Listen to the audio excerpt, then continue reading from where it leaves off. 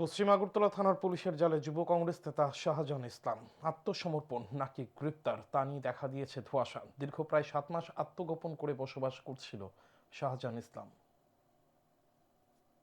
2025 সালের 8 জুন রাতের বেলায় যুব কংগ্রেস নেতা শাহজাহান ইসলাম সামাজিক মাধ্যমে মুখ্যমন্ত্রীর বিরুদ্ধে আপত্তিকর মন্তব্য করে, যার জেরে রাজধানীর শান্তিপাড়া এলাকায় অশান্তি দেখা দেয়। এই ঘটনার পরিপ্রেক্ষিতে প্রদেশ বিজেপির কোষাধ্যক্ষ নাগাধিরাজ দত্ত পশ্চিম আগরতলা থানায় একটি মামলা দায়ের করেন।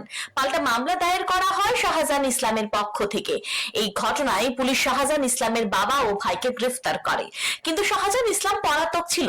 বর্তমানে শাহজাহান ইসলামের বাবা ও ভাই জামিনে মুক্ত রয়েছে। পলাতক থাকা অবস্থায় শাহজাহান ইসলাম নিম্ন আদালতে জামিনের আবেদন করে, কিন্তু নিম্ন আদালত শাহজাহান ইসলামের জামিনের আবেদন খারিজ করে দেয়। তারপর সে হাইকোর্টে জামিনের আবেদন করে, হাইকোর্টেও জামিনের আবেদন খারিজ হয়ে যায়।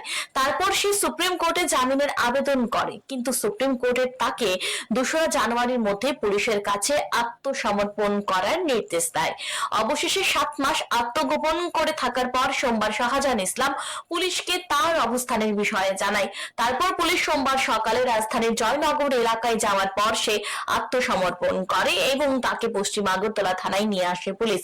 তবে এই ক্ষেত্রেও একটি ধোঁয়াশা রয়ে গেছে, কারণ শাহজাহান ইসলামের পক্ষ থেকে আত্মসমর্পণের দাবি করা হলেও পুলিশের পক্ষ থেকে দাবি করা হয়েছে পুলিশ তাকে গ্রেফতার করেছে গোপন সংবাদের ভিত্তিতে।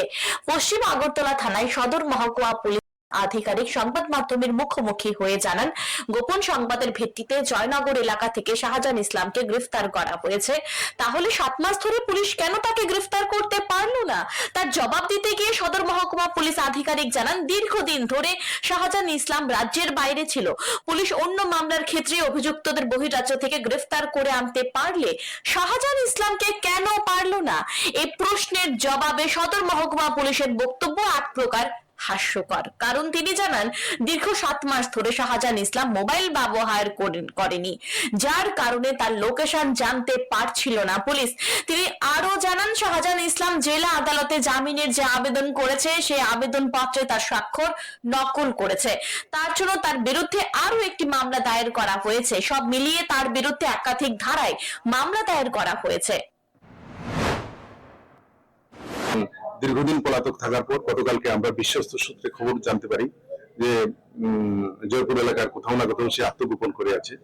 তো সেই অনুযায়ী তাকে আজকে সকালে অ্যারেস্ট করা হয়, ওখান থেকে তুলে আনা হয় এবং কোর্টে পাঠানো হবে। তার আগে জিজ্ঞাসাবাদ চলছে, জিজ্ঞাসাবাদ করে বিস্তারিত আমরা জেনে নেব ও কোথায় কোথায় আত্মগোপন করেছিল।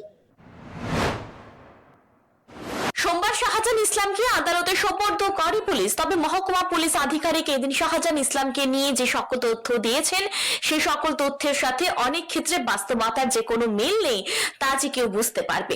কারণ শাহজাহান ইসলাম মোবাইল ব্যবহার না করলে সে কিভাবে পরিবারের লোকজন সহ তার আইনজীবীর সাথে যোগাযোগ করেছে, এমন অসংখ্য প্রশ্নের উত্তর সকলের অজানা। সে যাই হোক, এখন দেখার আদালত শাহজাহান ইসলামের জামিনের আবেদনে সাড়া দেয় কিনা। Report News Today।